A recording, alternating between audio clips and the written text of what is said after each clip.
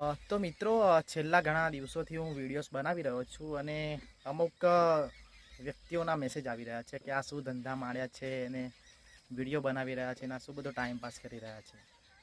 તો મિત્રો જ્યારે તમે કંઈક એવું નવું ટ્રાય કરો અને કંઈક નવું ચાલુ કરો જે તમારા એરિયામાં કોઈ પણ વ્યક્તિ ના કરતું હોય, કંઈ બિલકુલ નવો કોન્સેપ્ટ હોય અને કોઈ પણ ના કરતું હોય, અને જ્યારે તમે આવી કંઈક નવી શરૂઆત કરો ને ત્યારે આવા વ્યક્તિઓ બોલશે જ છે. અને આ એ જ વ્યક્તિઓ છે જેમનામાં બોલવાની કોઈ ત્રેવડ નથી, જેમને કેમેરા સામે આવતા ડર લાગે છે અને જે કોઈ પણ વાત પોતાની રજૂ કરવા બીવે છે.